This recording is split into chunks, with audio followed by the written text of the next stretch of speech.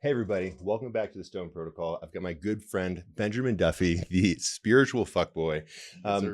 We're gonna have this is kind of like a impromptu podcast. We're probably gonna do some IFS. We're gonna talk about being art, living your art, living your dharma, maybe from an IFS lens perspective, maybe from the perspective of ketamine, which is legal here in Colorado. And we're just going to kind of hang out and have a good time. So yeah, let's dive in as being an emanation of art. Yeah. I don't know. Well, that's what you were just saying. You're like, bro, why you Here, guys so pretty? Let me tell you. So I was talking with our CEO Yavel, and I was like, Ben is just like, I was like, Ben is like disgustingly beautiful on camera, and Yavel's like, I know, everyone says it, and like Ben and Yavel was like a little mad about it. I was like, bro, like celebrate it. Like I was like, I don't want to fuck it, but I want to be around it. Like, literally, bro. Art. Yeah. And I talked about this with Daniel, and I really think that beauty, it's obviously not just skin deep. Yeah. And there's something about the energetics of beauty. Yeah. Really owning yourself, recognizing who we are beyond ego, beyond the illusion of ego, recognizing, oh, this is God trying to live, trying to be seen. Yeah. And I believe there's a quote from Saint Thomas Aquinas, which is that all beauty yearns to be seen. If you have beauty, and it's not just physical, but if you have beauty within you, if you are presenting something beautiful to the world, if you're helping others, if you're, again, just giving something beautiful, you yearn to be seen. And there's nothing wrong with that. Because in a deep sense, like, what would Yosemite Valley be if no one ever saw it? It would be very lonely, bro. Right, dude. Beauty needs to be seen, and there's nothing wrong with that. I think that's really important too. Like that's why we can be one in total unity. But like, what is the fun in that? You know, sure, you're all things at all times. Okay, great. We want that duality. We want that separation. We want that pain. And then we can come together and really make love. Yeah. And it's like, so there's this notion of Eros. So desire. Interestingly, what happens when there's Eros present in the being, it actually splits us apart. We feel more separate because we need to feel two-ness in order to have that merging through Eros. Because what is desire? Eros at least, but the desire to merge with. Yeah. So there's this imaginal other, either, a girl, an image of myself, an image of success. I want to merge with that. Yeah. And if I just melt into oneness and non-duality, you can't get there. No, and it's boring. Exactly. I'm not the homie that'll live in a cave. Nothing to knock that really beautiful image of like the spiritual path and the path of life. But I would say for me, I want to sink my teeth into this place. Yeah. And I want to know separation, to know the bliss of unity, you know? And I think they all come together, like non-duality with separation. For me, the beauty is not in one's better than the other. One's objectively more right.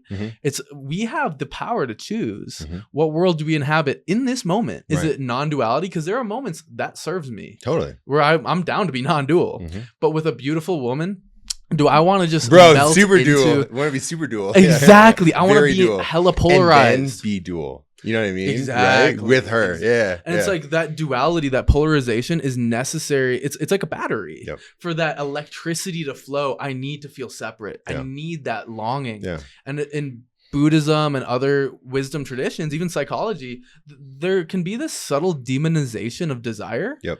But that longing is the root of all poetry, art, beauty.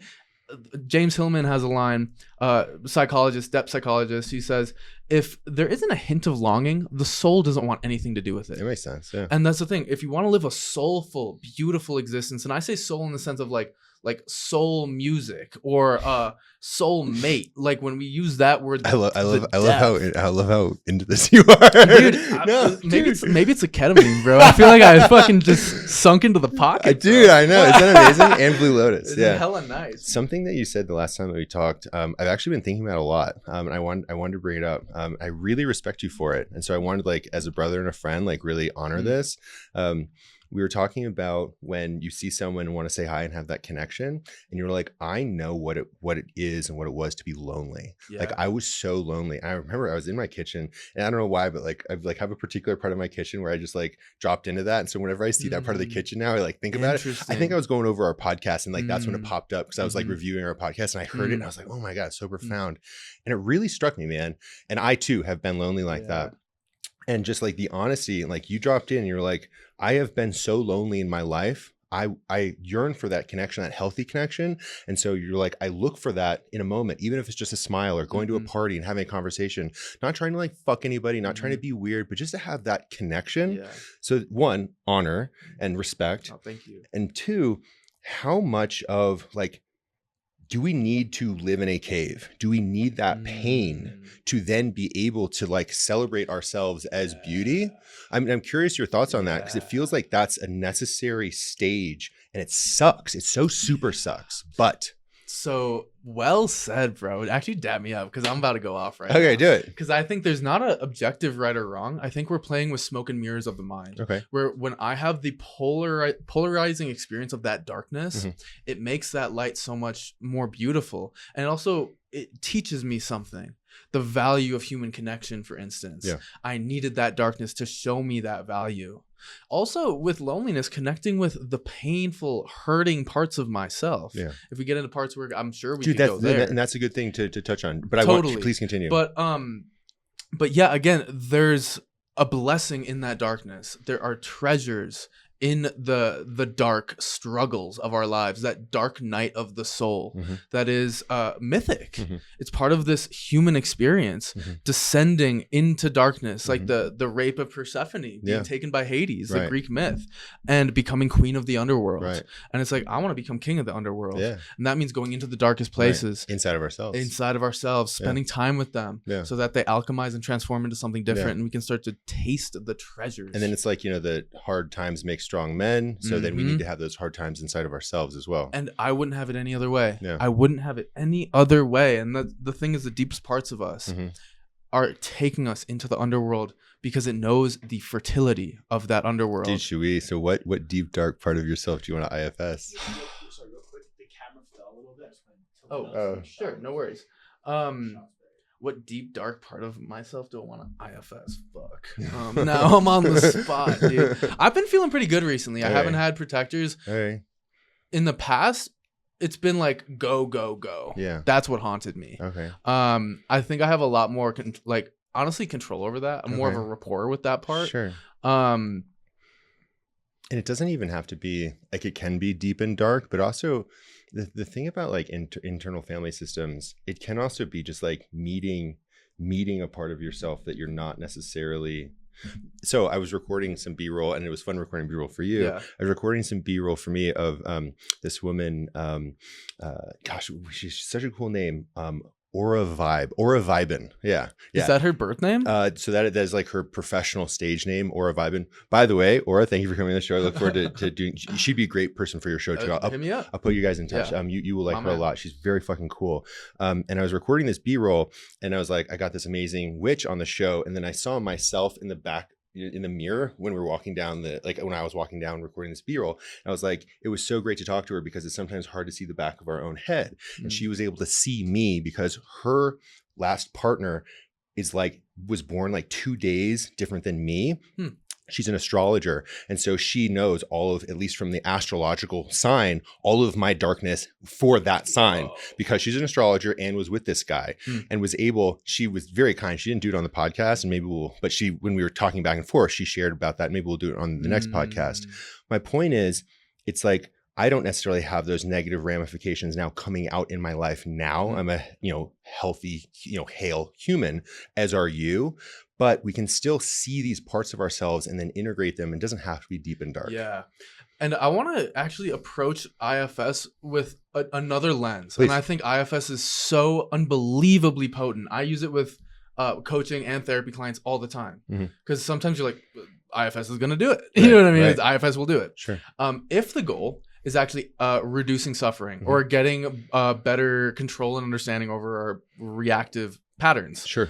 But at the same time, as I've been able to walk that path of, again, healing, getting more understanding, more control over myself, my kind of hardwiring, I guess you could say.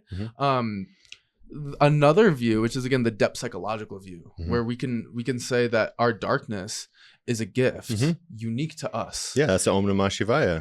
It's a gift from the angels. Yeah. And something, again, it's like you get stabbed by the archangel and it's making you stronger for a reason. And it's like, thanks, Michael. Yeah. Every time. Thank you every time. Yeah. And that's coming from me, like looking back on the darkness, right? When you're in it, it sucks, and that's by design, dude. So the thing that's coming up for me, and maybe it's the Blue Lotus, is like envisioning us as like the fallen watchers of like Mikhail being like, fuck you guys. We're like, fuck you. You don't know. Actually, we are going descending into darkness, incarnating as humans, having this experience. And you guys in the high heavens can fucking curse us all you want, but we're the ones learning. We're in the trenches, bro, in the trenches. And so and again, I love that view. We're in the trenches. And I heard in this Dharma talk a phrase, I think it was from Friedrich Nietzsche, which is amor fati. I want to say it's Latin, maybe, but the love of one's fate. Okay. So that means looking back at our lives, and that means high, low, up, down, darkness, struggle. Can you love every bit of it? Yeah. Can you? Can I love that struggle looking back? I can now. Right. In the moment, it's hard. In the moment, that's where the practice is, right? Can I love this as part of my path? Yeah. It's laid out by things beyond me, we could say. It's laid out. Yeah. The path. Things beyond me with me. Dude, I've thought about, we're going all over the place, but I love it. I've thought about this notion of like predetermination. Sure. You know, are we just walking on a conveyor belt through life? No, choice is real. But like, I think we could also say both, depending on how I look at it. I think there are some guide rails.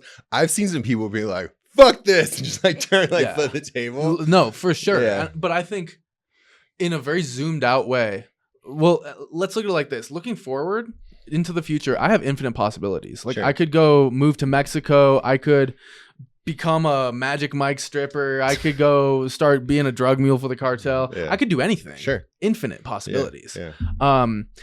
But at the same time, when I look at my life in hindsight, I look at who I was at certain points. I was like, based on those conditions and what was in my head and what was happening in my life and like finances and girls, I had to act a certain way. I had to behave a certain way. I had to make certain choices. Right. So when I look back, it almost seems like it was predetermined. It was written in the stars. Sure. But when I look forward, but to get to where you are, or you want to hear like a crazy thing? So when I'm on DMT, I'll do this. Sometimes some other more exotic psychedelics that are still legal here in Colorado.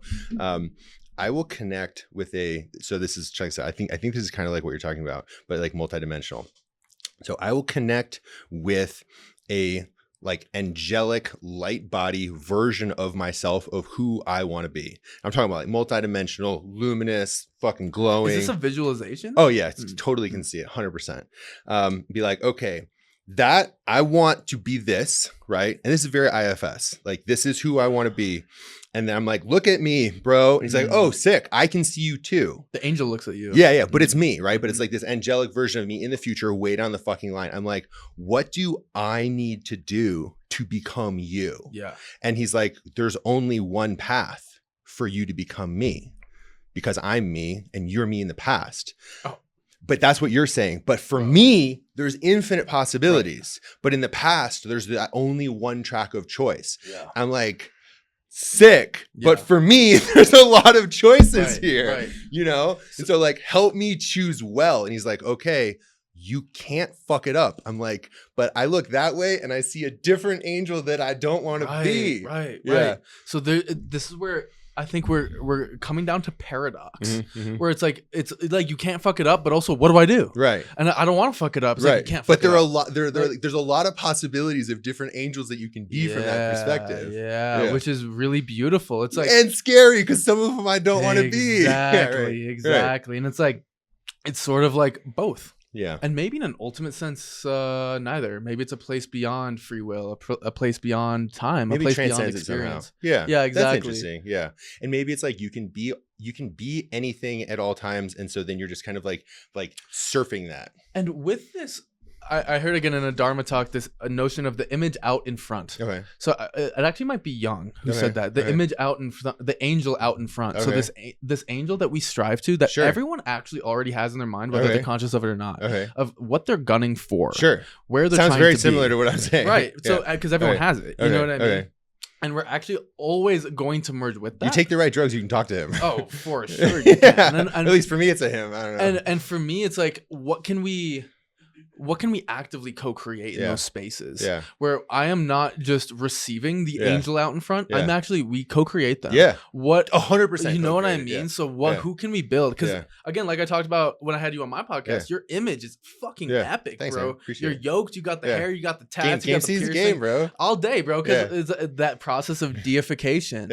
And one of my favorite Dharma teachers, Robert Bea, talks about this process of becoming divine, where in many traditions they talk about humans can become divine, although it is rare. Even in Greek traditions and Christian traditions, they talk about theosis, 100%. becoming divine. And for me, what's the difference there?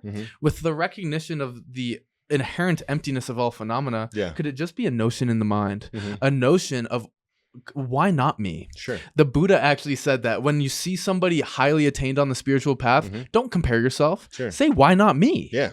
Because again, we build the boundary. We build the limit to how blessed we can be, to how divine we can be, how enlightened we can be. We're creating that stage. We're setting that boundary, that we're putting a governor on ourselves. We're saying, maybe not this lifetime, maybe next lifetime. Oh, fuck that, bro. Yeah, that's what I'm saying. Now, fuck that, dude. So check this out. So one of the things I like to do with this angelic part, luminous light being, I'm like, okay, bro, like he and I are pretty tight. Like I feel very solid in me. I'm like, all right, now look to your left, like hold the hand of your beloved. What do I need to do to get that in my life? Bro, this chick is fucking luminous, glowing, and like, but now it's like, that's a whole other thing. So it's like, then how do you orient to yourself to then find whatever is that perfect blend of masculine and feminine to your blend of masculine on like this transcendental, like esoteric, I'm talking about like fucking end game, highest dimensional level. You are just fucking in the sunset forever. Yeah, that's Shiva Shakti. So are you like when they're in like Yagyam, Shiva Shakti, there is a version of Shiva Shakti according to fucking Yoga Tantra. All they do is cosmic sex. That's it. Right. What else would you want to do? I mean, dude, it's the merging of duality, bro. Right? So it's like forever and ever and ever. Yeah. And it's interesting. It's with that merging of duality of the masculine and feminine in the yab-yum like sexual formation. We need to know separation. And that might be the alchemical process that you're in right now. Which is you need to know separation. Dude, I'm feeling it. Yeah. And it has to suck. It has to suck. I know, it super sucks, bro. Because how else would you know how? Well, and that's the loneliness that you were talking about before. Right. Yeah. But you need that to know the bliss of unity when it happens. It's like, how long do I need to wait? I mean, time will tell, bro. And I know that you trust, and I know that you know you're exactly where you need to be. And the cool thing is I'm transmuting that energy now to make cool shit. Like do this podcast, fucking like get my shit together. So when that goddess lands, she has a fucking landing pad, and everything is like, at least on my end, fucking solid. That's how I feel with chicks, because like, you know, the spiritual fuckboy thing, it's a joke. It's not who I am. And it's dude, like, you answered that question on my podcast so well. Oh, thank you, bro. I thought it was fucking rad. Thank you. No, I mean, I think the name spiritual fuckboy is genius for many reasons. I was triggered. I mean, we talked about that's it. part of the genius of it. It's also, it breaks down kind of images for what spirituality is and isn't. It's funny, it's play, and I think again, if we want to sink into Nirvana and Shambhala, the enlightened world, we need to understand the necessity of play. Right. And so, but at the same time, me myself, I don't want to be a fuckboy forever. I don't think I am a fuckboy. No, period. You're not. And we established that. And like, I know that I want my queen. You know what I mean? And whatever that looks like for whatever span of time, who knows if it's forever or not. I want something deep, meaningful. I want something that has the power to break my heart down and break it open. I want to be pierced by something and reborn myself. It like anew, afresh, and it never died in the first place. And what I see this section of my life for, because like 3 years ago, I had like what I would call like a crippling breakup.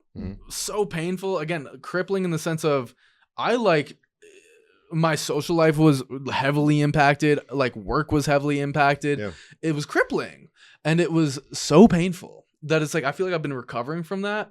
And now it's like life, I feel like, is sort of telling me or asking me maybe sort of the same. So I was like, it might be time now to dip your toes in the beauty of getting your heart pierced like that again. So I see this phase for me as like you said, laying the foundation. Yeah. When it's like a little, you ever see the nature docs with like the birds of paradise? They make the beautiful nest, and they clean everything up. Yeah. I'm doing that for Shorty now. Then they get their fucking like feathers out. They're like this, you like this, and then they do like the this. dance. Yeah. You know what I mean? No, it's exactly it. Yeah. And that's the thing. I'm setting up the stage to be perfect for Bae whenever she pulls up. Yeah. And I trust when that will be. Yeah. All in divine time. So right now is the time to kind of focus on the podcast, focus on the brand, focus on making money, focus on the stability. Yeah. So when I find Bae and I want to put a baby in her, I'm ready. You know what I mean? Yeah, dude, it's intense. You have kids, it's a big deal. I believe, dude. How is that for you? So how old is your daughter? She's 8. Yeah, she's 8. Yeah, dude. So check this out. So this video, I just took this video of Freya. It's one of my favorites right now. I love my kids so fucking much. Yeah, check this shit out. Freya, that's the goddess of fertility, war, sex, and cats. What a great combination. Yeah. Then you're shit, what's going on? God, that's hilarious. And Ben Duffy's popping up. So that was in front of the sick Benz. Oh, the AMG 45. Bro, I love the fucking. Yeah, dude. People get so mad at me about my fucking car, bro. Why? I get hate for fucking everything. Because you flex too hard on them. Apparently, bro, flex those buys for a sec. My homie, guys, he doesn't stop flexing, I know, come bro. on. People gotta fucking chill. YOLO, yeah, literally YOLO, dude. People gotta relax. People gotta relax. So when you have a child, it's like you have this part of yourself that is still inside of your protective sphere, but not. And like in a very literal sense, you open yourself up to vectors of infection, literally, because your immune system is shared with this other entity. So if your kid gets sick, it learns the keys on how to fucking get you sick. Interesting. But also metaphysically too. Yeah. Like, it's fucking crazy. That's what my dad would always say, is like having kids is like taking your heart, ripping it out of your chest, and having it walk around. Yeah, dude. And other people can like potentially throw rocks at it. Yeah. So you kind of got to be like, put a fucking sign on her back. Be like, anyone messing with her is fucking with me. Seriously, dude. Bro, I saw some Instagram that was like an interview with like I want to say like a pedophile or a child rapist. Yeah. Maybe you reposted this. Yeah. Where it was like they look for the dad. Yeah. They see if the dad is weak. Yeah. And then they'll prey on their kids. Yeah. So that's why Alpha King. Seriously, 100%. I ain't letting that shit go down. You touch this thing. There are things worse than death, bro. Yeah. Damn, let's get it, bro. Facts, bro. Yeah, things worse than death. Yeah. And I mean, it also seems like such a spiritual practice in devotion to something bigger than yourself. Yeah. And also letting go. Like, bro, what would happen? That heartbreak if something were to happen to her. Yeah. Like, again, crippling. Like the crippling that I'm talking about. Nothing's with like gonna a ever happen to her, Ben Duffy. Yeah, literally. He hits him with the evil cackle, bro. But what's interesting, but to your point, so when you said that, what did come up for me is letting go of the outcome of who I want her to be. So but like, it's so interesting. Like I can have a very clear direction of where I want my daughter to go, who I want her to date, how I want her to dress, how I want her to talk. That's a big one for me. But how I want her to talk. Seriously, be smart, intelligent, use words, and not talk like this, not use upspeak or whatever. But seriously, like it's a thing. I mean, you have a very clear, distinct, eloquent way of speaking. Yeah, yeah. And I enunciate very particularly. I say things like important, and I emphasize things uniquely. But like, bro, that's so controlling if you fucking tell an 8-year-old what to do all the time. And you do have to tell an 8-year-old what to do all the time. But letting go of whatever that outcome is and letting her flourish. It reminds me, there's a quote in the Bhagavad Gita. I think it's we're entitled to our actions, but not to the fruits of those actions. There you go. So it's like we can raise the kid, but like they're gonna become whatever they're destined to become. Yeah. And I think Khalil Gibran in the Prophet talks about this, where your kids aren't yours. Yeah. They're like star beings in this world. You get this honor of raising them. Yeah. But they have a purpose. Yeah. And it was written in the stars before you were here. Yeah. You know what I mean? And it's like they are gracing you with their presence as they like talk shit about you sometimes. That's hilarious. It's true, dude. Yeah. But and then it's an interesting role, I'm assuming, to be a dad, to be like, how do I raise them to live a good life, to be prepared for life? With a daughter. Dude, we talk about boys a lot. So there are these things called phytoplastics in our water, phytoestrogens. They are pieces of plastic, apparently, that are tiny, that mimic estrogen molecules, and it fucks up men. So testosterone is lower, and it makes women sexually develop faster. There's a word for it. Made the frogs gay type Yeah, thing. and it makes the fucking yeah, right. Jurassic Park. Yeah. Dude, I heard that's why a lot of women nowadays tend to prefer like a masculine body with like man boobs and love handles. Because have you ever seen those studies where like the ideal male body is like the girls that I'm into look like this though. Or they like guys that look like this. Yeah, no, fact. I mean, dude, I posted something on my Instagram of like that study, which is like man boobs and love handles. Yeah. And so many girls are like, what? That's bullshit. Yeah. But there's something about like, again, that kind of estrogen in the water. Yeah. I heard that it was from birth control. It's a lot of it is also from birth control. Where it like the women crave beta flaccid type shit. Not to be political, but maybe that's a little bit of one of the political parties. That's what the reptilians want. That's literally, bro. No, I'm not kidding. But like, how do you want to fucking take down a nation? You make all the fucking men basically act like fucking. Bro, Putin's cackling in his castle, bro. Literally. But the thing is, to the aliens, Putin is our ally because he's a fucking human. Yeah. That's what pisses me off. It's like, you're mad at these people. You're mad at these people. Hold up. They're humans. Which ones are humans? Okay. Yeah. Like, understand the human and the non-fucking humans. If they're humans, they're on your team. Stop fighting your own kind. When you say humans and non-humans, can you elaborate on that? Bro, I'm talking about whatever's like draining our children of adrenochrome, of like fucking like, I honest to God believe that there are aliens on our planet that are running much of what's going on. I think they are also relatively disorganized because they are fighting each other as well. I'm sure there's probably some sort of like control overlord who then has all the pit bosses fighting each other, so they then don't fucking take him over. And I think they probably pay dividends back to some fucking like royalty center on another fucking planet. Do you believe in the kind of reptilian? Do you think that they are reptilian? So I think there's creatures? Reptilian foot soldiers. I think there's probably Zeta Reticuli, like grays, and then above that probably some sort of Cthulhuoid tentacly creature. Do you think multidimensional? So these are these guys all in cahoots, or I think that there's probably different factions. I think that. So when we think of like the Nephilim and the Great Flood. Can you explain Nephilim? Yeah, Nephilim. So Nephilim are basically the hybridized offspring, according to the Bible, of you take the fallen watchers, basically these angels that were basically supposed to just kind of like make sure humans, like, they're kind of like weird, like camp counselor internment camp people. Seriously, like it's like a Rick and Morty type shit. Dude, it's crazy. But if you read the Bible and you kind of take a step back and just like read it, you're like, hold up. So there was this big, powerful deity thing that then had a bunch of like super angels and told them to like, don't touch the humans, but make sure they don't hurt themselves too bad. But then the fallen, the watchers, were like, I guess nobody's watching me, the watchers. Who's watching the watchmen? They're like, them ladies be hot. Let's get some. Jeez. And they fucking did. And then the offspring were called the Nephilim. And a lot of people believe that all of the deities, like the Norse gods, the Egyptian Hercules. gods. Well, so the Norse gods would then, those were the actual fallen angels that descended either from fucking space or multidimensionally or fucking both. And then when they had sex with humans, then we had the demigods or the Nephilim. And there's also different factions of those gods, of the fallen. And so you can have, and they talk about it in both Egyptian and then also in Norse mythology, where you have the Aesir, and I forget the other one's called, and then also the Jotun, which are like the giants. So there's like a bunch of fucking different factions. And then if you look at the Vedic cosmology, they literally talk about actual spaceships. They're called like Vanandas or whatever. I think it's almost naive to think that there aren't extraterrestrials on the planet. People are like, you gotta be kidding me. And then it comes back to like what we talked about in my podcast, which is like, how do we know though? Yeah. Because we're entertaining ideas. Let's like fucking cut her. I mean, yeah, let's do a blood sacrifice. That's from it, right? So like you like cut them and see if it turns into weird. Interesting. The point is, so then how would you find out? And then it's also like, are they avatars that are piloted through their soul? Like, how human are they just actually in a human body? There's so much fucking details that it's hard to know. In my life, why does it matter for me personally?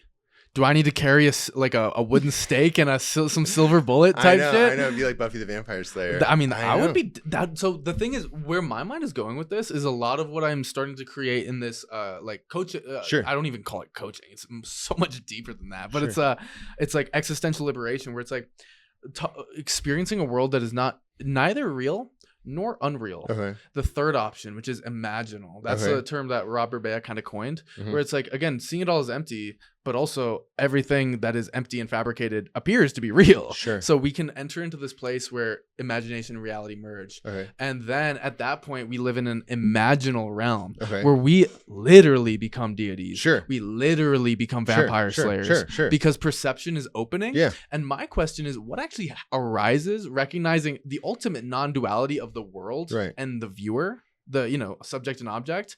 What happens? Do fairies, vampires, werewolves, do they actually start to spring up? I think they're already there. It's whether or not we choose to, like, it's kind of like when I came in and you were talking to your last guest, you have that plane of reality. Do you then allow yourself to be layered with the other planes of reality? So, do you think that human beings have the capability, maybe through the reductionist mindsets, the psychological sterilization of the infinite cosmos? Do you think that sterilization actually changes our vision? 100%. To where I can't see the angels. And the calcification of the pineal gland. So if you think about, like, they say, like, Odin traded his left eye. Well, if you fucking poke my eye out, I can't see shit now. If you poke both my eyes out, I really can't see. Yeah. And so we have a gland, the pineal gland, that it literally takes light energy, and light's like, there's so many different, like, wavelengths of light. It passes through our bodies. So, like, spiritual light, auras, that's what the pineal gland, according to the ancient scriptures, literally is for. They put shit in our water to calcify that.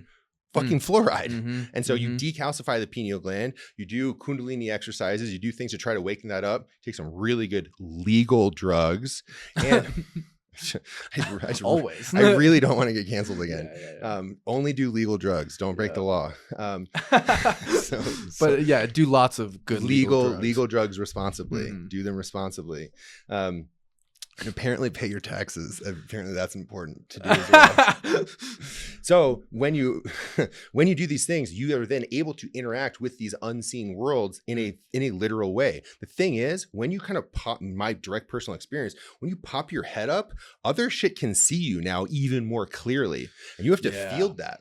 Dude, I had this one experience. So was on a lot of legal drugs, and I could feel these entities. It was like I parked my fucking AMG in, like, the bad part of town. They were, like, taking shit off of my car, except the car was me. What? And there were these entities, like, it was like the fucking, like, little Ewok guys, like, not the Ewoks, but, like, stealing shit from Star Wars. Like, and they're like, and I was like, what the fuck are you doing? Jawas? Yeah, like the Jawas trying to, like, fucking, like, take shit off of me. You? Yeah, they were trying to fucking harvest my fucking tattoos. Whoa. And they got some of it, and I then later had to fucking go find them. And I did. I was like, fuck you guys. Like, repo, man, that shit's mine. It's like some John Wick. You didn't shoot my dog, you stole my tattoos. Was there like an astral battle about to go down? Well, they didn't last long. I mean, once I was no longer in a depleted state, I got my shit back.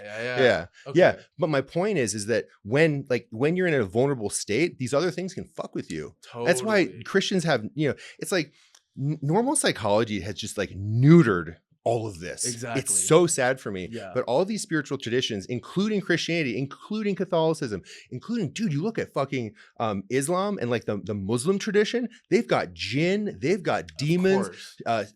Their Satan is called, like, shaitan. In every religion. Dude, all of them. Buddhism, hungry ghosts. Well, they have, like, deities and devas. Fucking, like, it's huge. Asuras, all of it. The Buddha was allegedly literally teaching deities. Yes. Yeah. Like, Manjushri right there. Yes. And it's like, and then it's like, we have archangels, we have seraphim, like, and what happens in this reductionist psychological paradigm is we kill the magic. Yeah. Again, like, so why? So here's the question: why would they want to do that? For me, I think there's an element of fear of what we are. Bro, I encourage you, go wider. If you are a negative corporeal entity, why would you want to do that to your food stock? Well, so say negative corporeal. Whoever's entity. running the fucking show. But but again, that's an assumption. We don't. Let's know assume. Let's steel man it. Let's say that there is. Then we want people to be afraid. Fuck yeah! So they do what we fucking say, and they don't know what's going on, and it's like, no, you have fucking bipolar, or you have whatever, some weird fucking, you have schizophrenia, like whatever it is, DSM. I'm gonna throw a fucking diagnostic manual at you, and then hit you with medicine, and then fucking feed off of your suffering. To try to numb that. Yes. And like I think so much of the suffering that comes in the human condition is not actually suffering the way that we normally think that it is. I think it's like deeper levels of feeling so disconnected from truth, which I think is infinite, which is splashing again in the waters of the infinite, which means we create seraphim, archangels, we create deities, devas, Shiva, Shakti. They're not separate from us. Right. And in order for Shiva to have a real impact on us, for instance, I have to pray to him. But let's say though that, and maybe Shiva, I'm not saying this about Shiva, but let's say one of those deities is far away. Let's say that there is another deity right here and it's fucking running planet Earth. But if you look at planet Earth, it is a fucking shit show, bro. Yeah. So whoever's running this planet is an asshole. It's a fucking asshole. Right? At one, I think there's many different lenses we can have. Bro, there's so much war. There's so much killing. I heard this quote, though. It's like, at one level, yes, I completely agree with you. Obviously, anyone who's alive is like, yeah, I'm listening. But I think that there's different scales we can zoom out of. Okay. Like temporally as well as spatially. Okay. So it's like we can see there's a flow here. Yes. There's almost this. I totally agree. But right now, whoever is like holding the reins of this fucking planet and whoever is holding the reins of the control system, is a fucking douchebag. Yeah, and I think that's where I think we need to come back to ourselves to recognize the power that we hold to construct worlds. Okay. To construct worlds that suck. Yeah. aka to believe conditioning, to believe narratives that invoke torture, limitation, separation. Right. Or can we recognize we have the power to create new stories that invoke connection, beauty, and so unity. How I interpret that, and I agree with you, is that you are then saying, I am in the system, I am going to rebirth a new system from within the control system. And I totally agree. I also think, though, that it is important to look at the cage that we are in and name it and then try to understand the bars to better break them. But are the bars objectively there? I think they are. But do they seem like they are, or are they? It's hard to tell, bro. But if you look at the ways in which our society is constructed, the infighting in our country, there's been war after war. Let's look at it from this way. And I really appreciate this conversation. This is great. We're going to do this again. No, of course. So many times. If you look at religion, all of these other religious texts, they talked about things in a very particular way. There are different deities in different locations. I believe that those deities actually existed and actually were real. They talk about, there's no way humans built the fucking pyramids. That's crazy to me. There's like tribes in Africa that understand, they knew about planets that they couldn't see. They didn't have fucking telescopes. Like, come on, like stop fucking with me. Like, stop lying to me. That's not real. They didn't know that. They were like Bushmen, and they literally said, these people came down on a fucking glowing thing and they told us this. Like, what else do you want? That's what happened, right? They're literally saying that. And we have so many encounters of fucking aliens and all this shit happening right now. So there was a period of time that was very common. And then fast forward, then there was a period of time where everything fucking changed. And it was this lesser dryad, like the Great Flood. Apparently all the fucking Nephilim were wiped out because somebody got fucking mad and said, no, we're just resetting. Now, it would be different if people were nice to each other now, but our world is a fucking shit show. We live in Boulder, Colorado. It's great here. The rest of the world is, but there's fucking in riots in Denver. There's riots in Minnesota. So even America now is like fucking on fire. But I've heard, I think it was a Tao Te Ching quote or some Taoist teacher. He's like, the real news is that there's no news at all, in the sense of the world's always burning. Always. But it's been burning for this. There's a period of time. Since the Great Flood, shit got markedly different. And I believe that there was like a flip of control. Like people came in, so within like the very new agey community, they call it the Pyramid Wars. After the Pyramid Wars were over, someone basically won that and is in charge now. I think, again, from my lens, maybe. Yeah. I have no idea. Yeah. I think it's like a fun idea to entertain. But for me, it's like the benefit of these conversations comes from what is the myth that we get to inhabit? Sure. Recognizing that. So again, what myth do you want to inhabit then? I'm still figuring it out. Okay. I will never close that. I think I don't think you have to close it, but I think it would be wrong to close it. I don't think you ever close it, but I think there's a point, at least for me, where it's like I've accumulated enough data where it's like now time to move. Yeah. Yeah. Well, and like rattle the fucking bars and then start to break them. Yeah. I see what you're saying. For me, there's a benefit to what I would call multidimensionality. Okay. Where yes, that can be real. We can create or discover, or actually both create and discover the story that we inhabit. But at the same time, can we have access to another dimension? Totally. Which is to recognize that maybe this is just as fabricated as the psychological paradigm. It could be, but I think we can get into a loop of then it's like analysis paralysis. Eventually, you just got to fucking move. And I agree with you. This is a thing about like deep emptiness is it does not negate the world. Yeah. Because everything It's is one of the empty. issues I have with Buddhism. It's like, you got to get off the cushion. You got to fucking do something. Exactly. Because like children are getting raped. Like Epstein's not okay. Exactly. But so it's like Epstein's not okay. Our government is sick. Like there's and we have to fucking do something. And we need to pick what battle we want to yes, fight. I want to fight the non-corporeal entities that I think are fucking raping our sick, children, dude. And if they're out there, I want Lightstone to be the one fighting them, bro. I want you with a claymore slicing their heads off. The Vajra, bro. actually. It comes out of your forearm. Yeah. But so there's something really potent here, and I don't love dogmatic, even traditional Buddhism as much. I think the understanding of emptiness, when you like, for me, take that, kind of leave the rest. I mean, it's a beautiful tradition to end suffering, but take emptiness as this really a skeleton key that unlocks the validity of infinite perception. Yeah. It's a view that we can pick up and put down. Yes. It's not the ultimate And that reality. way you're not attached to the battle, so you don't attack the wrong thing. And that way you have the ability to also, the way I word it is shake up the Etch-a-Sketch. Yeah. And let things come back to empty when they get too intense and I'm in a labyrinth that I made in my own mind. Yes. So we can shake the Etch-a-Sketch and come back, and that way we have the freedom and the ability to really, again, splash in the waters of the infinite. Yeah. And then hopefully have it be play. Exactly. Always have it be play. But that's the thing. Even the seriousness, even the war, even the death. We can also take a lens where that is not separate from play either.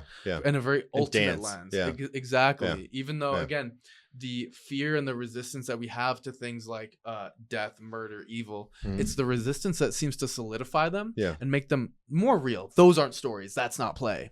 Are you sure? Yeah. What if you let down the resistance? I agree with you. Still just a tantric realm. And though I want to play hard, you know, I want to be in it. And I respect that, bro. That's where I think like the view that you're presenting is very cohesive with the view that I'm presenting. Yeah, I agree. Because it's like with the tether to emptiness, we have the freedom to play in perception without getting lost in our own perception. Because that's what happens to every other culture. We get lost in some dream world, whether it's Catholicism or scientism, and then or we're just part of another cult and dogmatic, and we're not actually dealing. We're just in another fucking cage. And the freedom is beyond the dogma to play in dogma, and also to have that ability to shake up the Etch-a-Sketch and melt the dogma and into then void. Find your Shakti and do infinite fucking Shiva Shakti sex. Let's go, bro. That's what I'm talking about. And on that note, Spiritual Fxck Boy and Lightstone signing off. Bro. We will see you all next time. Yes, sir.